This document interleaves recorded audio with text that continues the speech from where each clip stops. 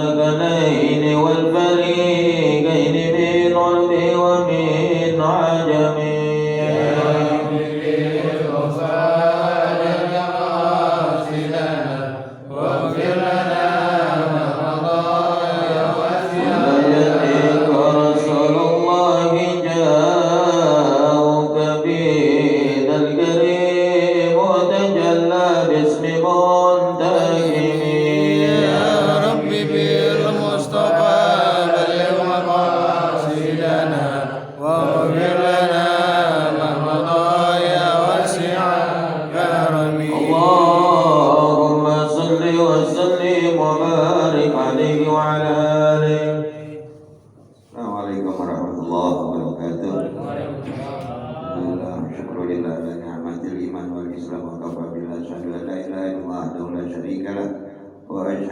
Sayyidina Muhammadan abduhu wa rasuluh. Subhanaka la ilma lana illa ma 'allamtana innaka antal alimul hakim. Allahumma inna nas'aluka al-futuh wal munuh wa rusul salahul jasad wal ruh wa taubatan nasuh. Rabbi israh li sadri wa yassir li amri wa hlul 'uqdatam min lisani yafqahu qawli wa saddid lisani wa hdi qalbi bi haqqi Sayyidina Muhammadin sallallahu alaihi wasallam. Hadirin jamaah musala akbar yang insyaallah dimuliakan Allah Subhanahu wa taala. Khususnya Nabiul Karam Ustaz Ahmad Firdaus, orang tua kita Bapak Haji Nasir dan juga pengurus musala Saudara Yusuf, semua yang hadir, mudah-mudahan kehadirannya ya Allah dijadikan tanda syukur oleh Allah Subhanahu wa taala, diberikan ilmu yang bermanfaat di dunia dan akhirat.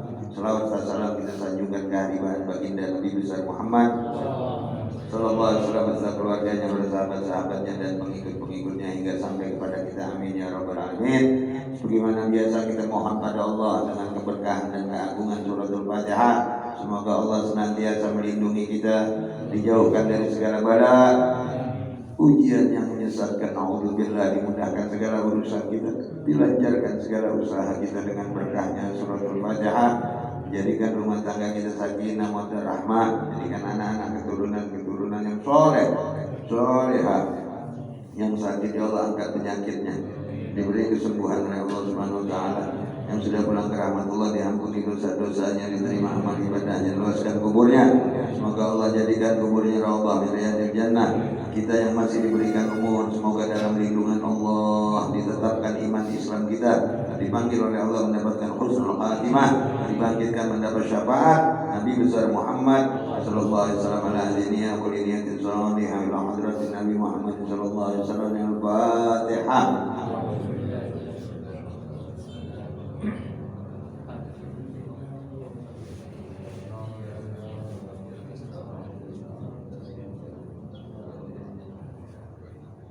Bismillahirrahmanirrahim. Qala Imam Nawawi al-Bantani radhiyallahu anhu, maqala satu nasihat dan perkataan yang keenam, an Ali radhiyallahu anhu wa karamallahu wajhah, man kana fi talabil ilmi kana til jannati fi talabihi wa man kana fi talabil ma'siyah kanatin naru fi talabihi.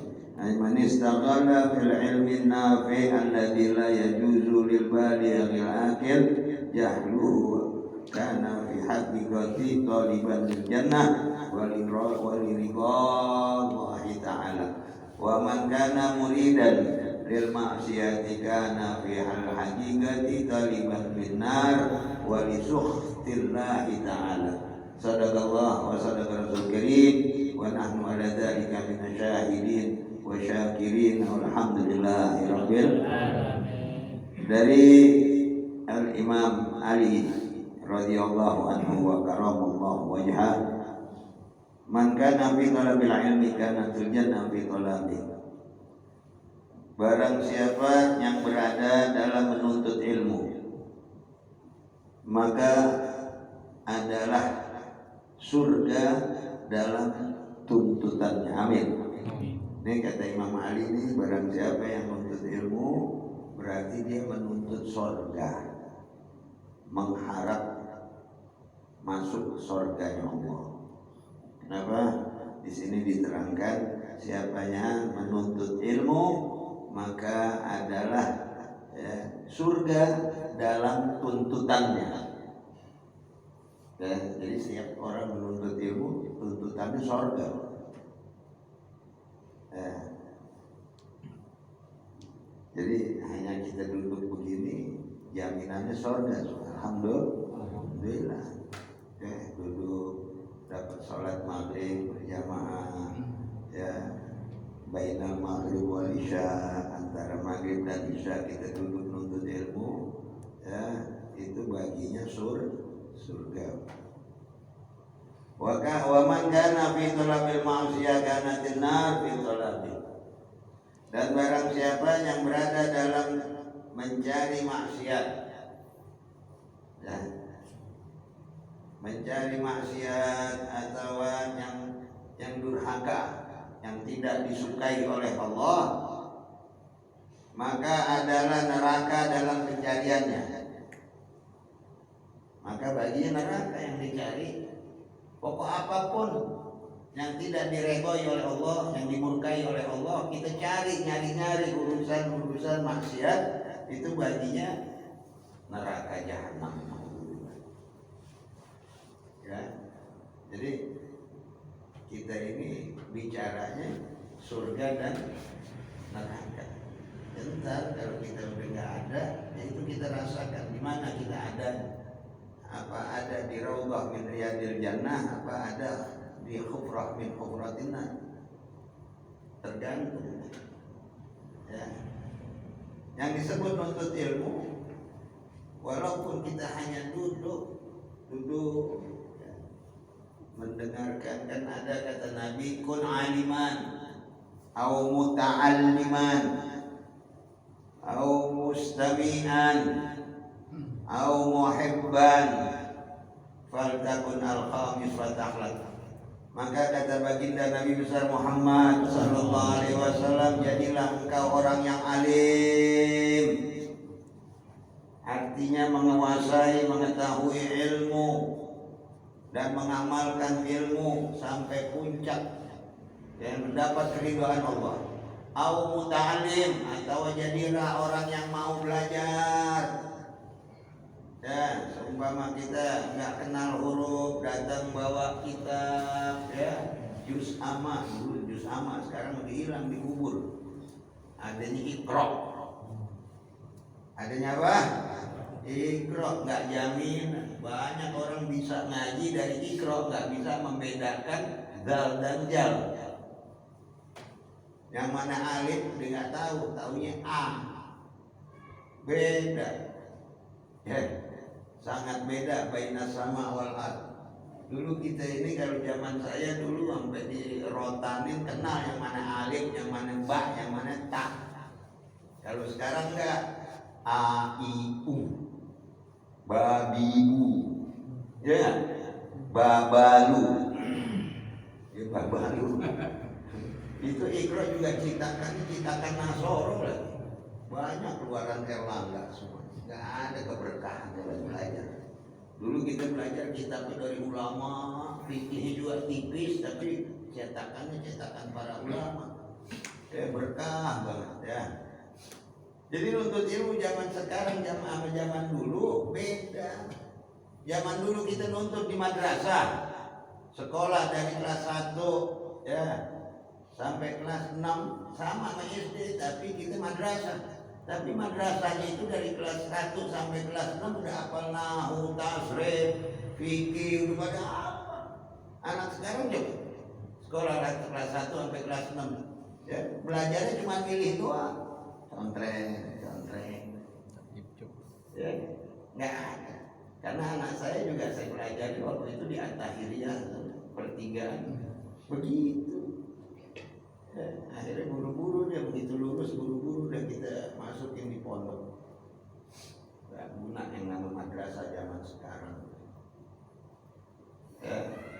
Kitab-kitabnya itu ngaruh.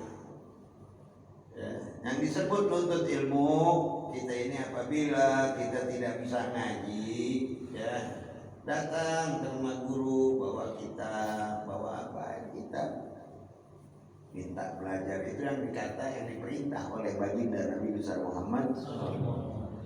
disebut muta'alim, belajar. Ya, jangan kita ini putus asa, udah tua tapi nggak bisa ngaji, nggak kenal huruf, masih banyak. Ya, atau kita udah kenal huruf, udah bisa ngaji, masih belum cukup itu ilmu. Kita belajar ilmu fikihnya, kita belajar. Jangan hanya bisa. Semua orang bisa wudu, tapi dengan cara di kitab fikih itu macam-macam, masya Allah. Ya, jadi yang disebut muta'alim ini cari guru. Nggak ada kata udah terlanjur tua, nggak ada. Agar kita nanti di negeri akhirat ada perbedaan antara orang yang punya ilmu dengan orang yang tidak punya.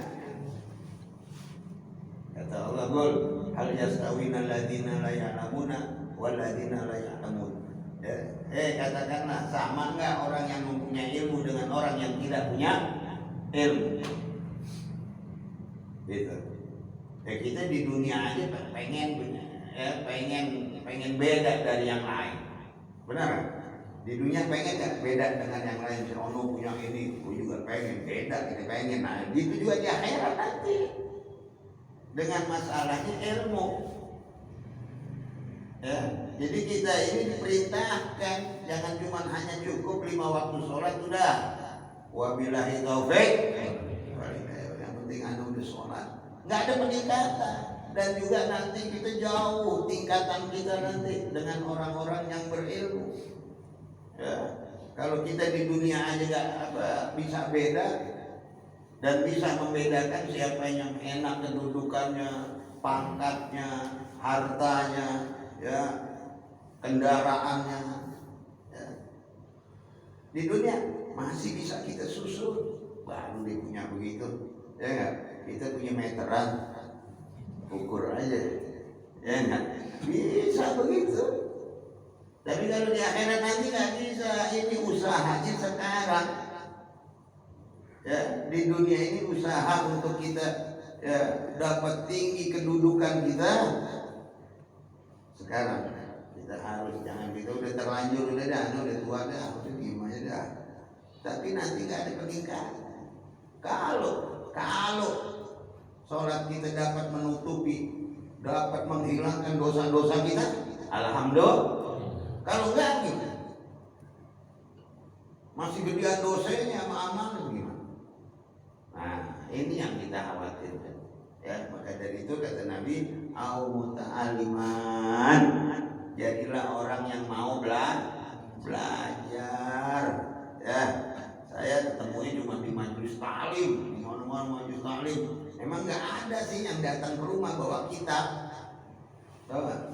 Bukan di sini aja, nggak nyinggung di sini, di mana-mana nggak ada. Jangan ada mau belajar. Alhamdulillah, padahal sih nggak bayar, kagak. Paling nggak bawain rokok juga, alhamdulillah ya kan. Berbungkus bawain udah cukup, udah duduk dan ngopi deh, ya kan. Nah, nggak ada. Dan nggak ada. Makanya alhamdulillah orang Islam itu udah pintar-pintar banget udah. Alhamdulillah pintar. Cuma yang ada di majelis taklim yang disebut golongan yang ketiga, au mustami'an. Alhamdulillah kita ini masih ada golongan yang ketiga, jiping. Tahu jiping? Ngaji kuping, dengerin, mudah-mudahan nyangkut. Alhamdulillah masih ada golongan yang ketiga. Yang keempat kata Nabi, disuruh kalau kita udah nggak jadi orang alim, nggak mau belajar, nggak mau dengerin, ya. Ada satu, muhibban, cinta sama ulama, ya, cinta sama guru, disuruh itu muhibban, disuruh deketin, cinta segala macam, nanti insya Allah membawa keberkahan. Ada orang orang emang bahlul banget tapi cintanya tinggi. Cintanya sama ulama tinggi, tapi dia nggak ngerti apa-apa jawabannya apa. Ya, nggak bisa apa-apa, yang penting ada cinta deh sama Habib, sama Ustaz, kata nanti kok di akhirat ada tinggal pegangin aja sorbannya. Subhanallah. Seperti datangnya seorang pemuda, seorang badui kepada baginda Nabi besar Muhammad sallallahu alaihi wasallam. Kata orang badui, "Mata sa'ah ya Rasul?" Kapan hari kiamat? Allah nantang. Ya, kita aja nggak berani nanya. Apa persiapan kita nanya begitu? Ya, apa kata orang badui? Aku ini hanya sedikit sholat saya sholat, saya puasa. Tapi yang saya persiapkan, ya, dia cinta kepada Allah dan Rasul. Apa kata Rasul? Anta ma'aman ahabba. Engkau nanti dibangkitkan sama yang engkau cintai. Jadi anta ma'aman ahabba. Jadi ada lagi satu hadis, almar'u ma'aman ahabba. Manusia nanti dibangkitkan sesuai dengan kecintaan. Ya, dibangkitkan, kalau kita dibangkitkan sesuai dengan kecintaan kita, dengan pada ulama, para rasul dan segala macam, sudah aman. Aman dah. Ya, ada rasa cinta. Ya. Jadi yang keempat itu golongan orang yang cinta. Ya. Nah, Nabi juga begitu. Ya, kan kita sering dengarnya hadis, kalau Nabi mengeluarkan hadisnya seperti al-man ahya sunnati, siapa yang menghidupkan man ahya sunnati faqad ahab, maka dia cinta. Balasannya siapa yang menghidupkan sunnahku, balasannya dia adalah cinta kepada. Dan barang siapa yang sudah cinta kepada Nabi dengan mengerjakan sunnah-sunnahnya, maka nanti bersamaku di dalam surga. Itu janji baginda Nabi besar Muhammad. Nah, kita ini sekarang lagi belajar bagaimana kita tolakul ilmi, menuntut ilmu atas perintah baginda Nabi besar Muhammad sallallahu alaihi wasallam. Disuruh kita menuntut ilmu. Ya. Lantas aiman tasaqala fil ilmi nafi alladzi la yajuzu lil balighil aqil. Dan juga ketahuilah barang siapa yang berkesibukan dalam menuntut ilmu, ya, yang bermanfaat. Barang siapa yang sibuk menuntut ilmu yang bermanfaat, yang tidak boleh bagi orang yang akil baligh dengan bodoh, ya, dengan kebodohan yang udah akil baligh, udah dewasa, dia bodoh, tidak mengenal ilmu agamanya, maka adalah bodoh ilmu itu, maka adalah ia pada hakikatnya orang yang mencari surga. Ya, kayak orang yang sungguh-sungguh menuntut ilmu yang bermanfaat, akil baligh, maka sesungguhnya dia menuntut surga dan mencari keridhaan Allah Subhanahu wa ta'ala. Itu orang yang menuntut ilmu benar-benar. Ya. Kalau orang-orang mondok kan emang udah perintah orang tua, ya, anak-anak kita mondok biar dibekali ilmu. Kalau kita nih yang udah gak mondok, udah gak ngapa-ngapain, ya, cari ilmu yang bermanfaat atau yang udah kita miliki, ya, kita amalkan agar bermanfaat. Amalin. Jangan udah punya ilmu diem aja, udah tahu, itu udah denger nih, ya, sholat duha bagusnya untuk miftahul rezeki, untuk membuka rezeki, kerjain. Jangan malas, tapi pengen banyak rezeki, tapi sholat. Dan siapa yang mau martabatnya tinggi, kerjakan sunnah baginda Nabi besar Muhammad sallallahu alaihi wasallam dengan qiyamul lail, bangun malam. Itu. Kalau udah kita kenal, hidupin sunnahnya Nabi. Jangan udah kenal, dia nggak ngerjain apa-apa. Kalau ditanya, mana ahli sunnah? Mana ahli sunnah? Tapi tidak mengerjakan. Jangan. Kita kerjain sedikit-sedikit. Jangan ikutin Nabi, jangan ikutin para ulama yang banyak-banyak sholat. Jangan. Witirnya Nabi 11. Wah, berat banget manusia. Atau deh kerjain, yang penting ngerjain. Kan witir satu. Allahu Akbar, ruku sujud 2 kali, tahiyat, salam. Namanya ngerjain sedikit-sedikitnya 1 rakaat. Dan di dalam kitab qiyamul lail walau rakaatain. Bangunlah kau malam walaupun sholat 2 rakaat. Sholat apa? Sholat tahajud. Dan tutup witir berapa? 1 cukup. Gitu. Tapi kerjain yang dawam. Rasakan nanti ya kenikmatan, dan Allah akan janji memuliakan bagi orang yang qiyamul lail wan nasu niyam. Sedang manusia lagi tidur, kita bangun sholat itu ya. Kalau emang belum biasa mah berarti masya Allah ya. Apalagi yang tidurnya bang sejam 1, gimana mau bangun? Tidur jam 1 subuh aja kagak yang begitu mah. Kita harus jaga. Kalau nggak manfaat, buat apa kita tidur jam 1?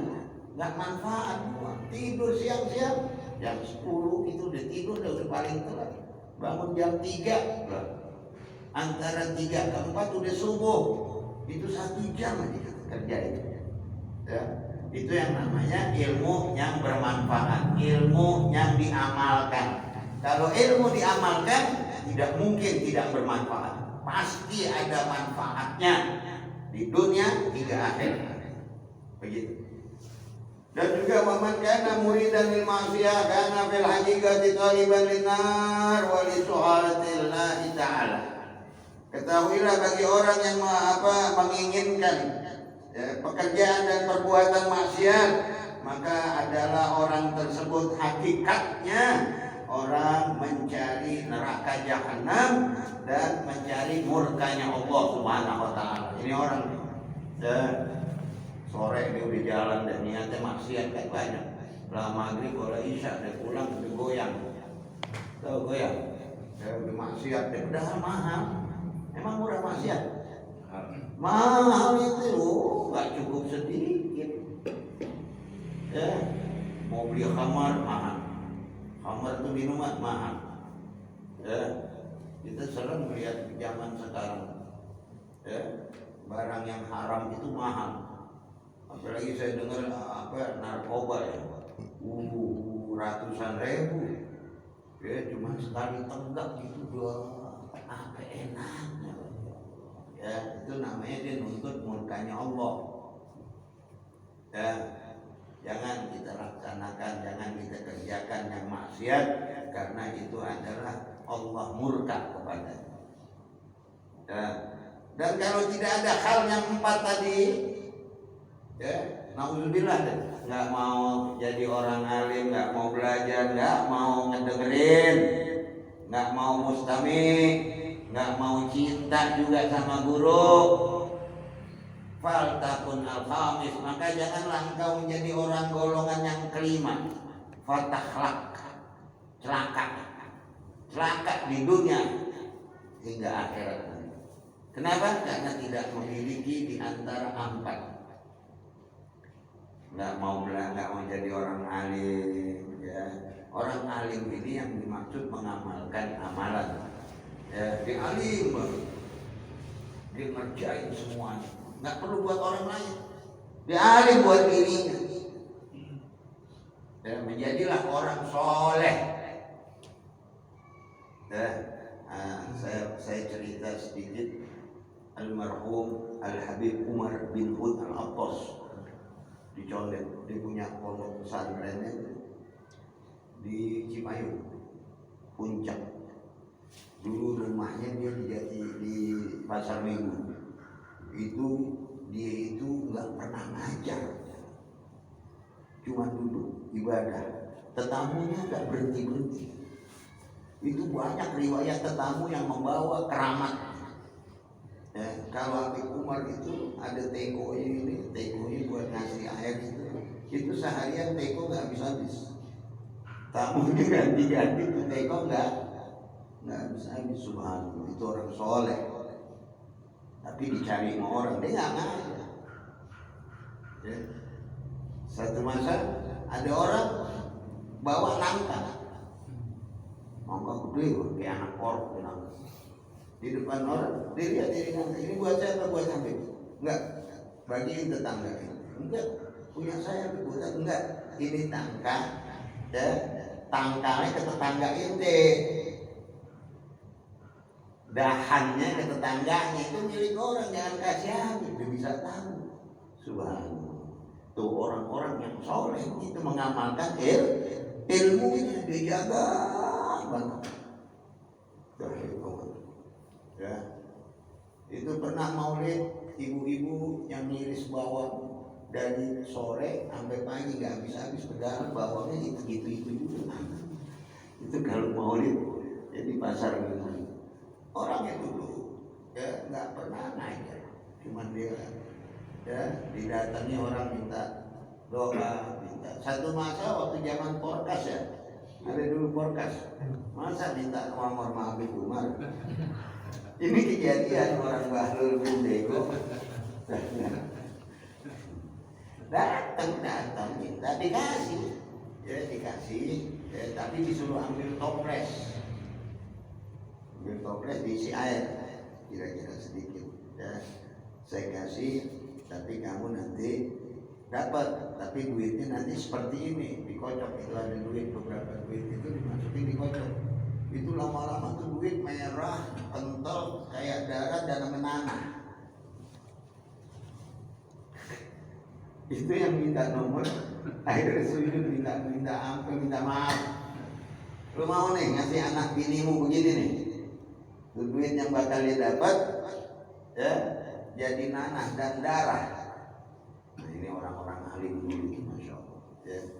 Ini orang yang datang lagi musim Porkas mintanya Habib Umar yang goblok. Ya, terus mintanya kemana gitu? Ya mintanya ke Habib Umar. Ini ya Allah ya rahmu Habib Umar. Saya ngalamin wali-wali yang soleh itu, ya karena perbuatannya seperti itu. Ya. Jadi kita bagaimana sih, jangan sampai kita ini masuk ke dalam neraka dan menuntut maksiat.